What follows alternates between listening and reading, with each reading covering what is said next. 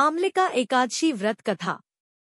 नमस्कार, आप सभी का स्वागत है राजे स्पिरिचुअल पाथ चैनल में। आज हम सुनेंगे आमलिका एकादशी की पावन कथा, जो भगवान विष्णु की महिमा का वर्णन करती है। फाल्गुन माह के शुक्ल पक्ष की एकादशी को आमलिका एकादशी कहा जाता है और कई जगह इसे रंगभरी एकादशी के नाम से भी जाना जाता है। इस दिन भगवान विष्णु को प्रसन्न करने के लिए व्रत रखने की परंपरा है। कहते हैं कि आमलिका एकादशी का व्रत रखने वाले जातकों के सभी कष्ट दूर हो जाते हैं और हर मनोकामना पूरी होती है। इस साल आमलिका एकादशी का व्रत 10 मार्च 2025 सोमवार के दिन रखा जाएगा। अगर कोई इस दिन व्रत रख रहा है तो उसे पूजन के बाद व्रत कथा अवश्य पढ़नी चाहिए, क्योंकि कोई भी व्रत बिना कथा के कभी पूरा नहीं होता। आमलिका एकादशी का महत्व। धर्मराज युधिष्ठिर बोले, हे जनार्दन, आपने फाल्गुन के कृष्ण पक्ष की विजया एकादशी का सुंदर वर्णन करते हुए सुनाया। अब आप फाल्गुन मास के शुक्ल पक्ष की एकादशी का क्या नाम है तथा उसकी विधि क्या है, कृपा करके आप मुझे बताइए। श्री भगवान बोले, हे राजन, फाल्गुन मास के शुक्ल पक्ष की एकादशी का नाम आमलिका एकादशी है। इस व्रत के करने से समस्त पाप नष्ट हो जाते हैं तथा इसके प्रभाव से 1000 गौ दान का फल प्राप्त होता है। इस व्रत के करने से समस्त पाप नष्ट हो जाते हैं। हे राजन, अब मैं आपको महर्षि वशिष्ठ जी द्वारा राजा मांधाता को सुनाई पौराणिक कथा के बारे में बताता हूँ। आप इसे ध्यानपूर्वक सुने। आमलिका एकादशी व्रत कथा। राजा मांधाता बोले कि हे वशिष्ठ जी, यदि आप मुझ पर कृपा करें तो किसी ऐसे व्रत की कथा कहिए जिससे मेरा कल्याण हो। महर्षि वशिष्ठ बोले कि हे राजन, सब व्रतों से उत्तम और अंत में मोक्ष देने वाले आमलिका एकादशी के व्रत का मैं वर्णन करता हूँ। यह एकादशी फाल्गुन माह के शुक्ल पक्ष में होती है। एक वैदिश नाम का नगर था जिसमें ब्राह्मण, क्षत्रिय, वैश्य और शूद्र चारों वर्ण आनंद सहित रहते थे। उस नगर में सदैव वेद ध्वनि गूंजा करती थी तथा पापी, दुराचारी तथा नास्तिक उस नगर में कोई नहीं था। उस नगर में चैत्रथ नाम का चंद्रवंशी राजा राज्य करता था। वह अत्यंत विद्वान तथा धर्मी था। उस नगर में कोई भी व्यक्ति दरिद्र व कंजूस नहीं था। सभी नगरवासी विष्णु भक्त थे और आबाल वृद्ध स्त्री पुरुष एकादशी का व्रत किया करते थे। एक समय फाल्गुन मास के शुक्ल पक्ष की आमलिका एकादशी आई। उस दिन राजा, प्रजा तथा बाल वृद्ध सबने हर्षपूर्वक व्रत किया।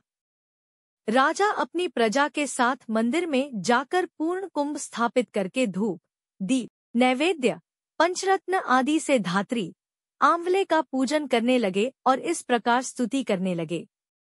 हे धात्री, तुम ब्रह्मस्वरूप हो, तुम ब्रह्मा जी द्वारा उत्पन्न हुए हो और समस्त पापों का नाश करने वाले हो, तुमको नमस्कार है।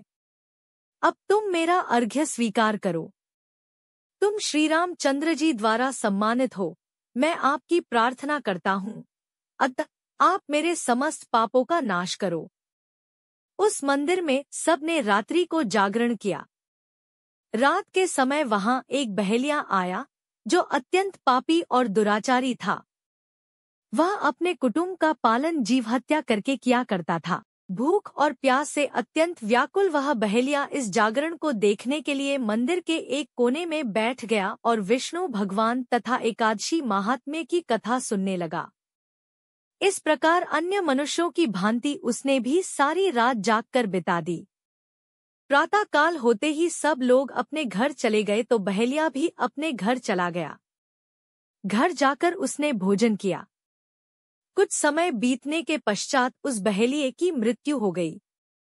मगर उस आमलिका एकादशी के व्रत तथा जागरण से उसने राजा विदुरथ के घर जन्म लिया और उसका नाम वसुरथ रखा गया। युवा होने पर वह चतुरंगिनी सेना के सहित तथा धनधान्य से युक्त होकर 10,000 ग्रामों का पालन करने लगा। वह तेज में सूर्य के समान, कांति में चंद्रमा के समान, वीरता में भगवान विष्णु के समान और क्षमा में पृथ्वी के समान था। वह अत्यंत धार्मिक, सत्यवादी, कर्मवीर और विष्णु भक्त था। वह प्रजा का समान भाव से पालन करता था। दान देना उसका नित्य कर्तव्य था। एक दिन राजा शिकार खेलने के लिए गया। दैवयोग से वह मार्ग भूल गया और दिशा ज्ञान न रहने के कारण उसी वन में एक वृक्ष के नीचे सो गया।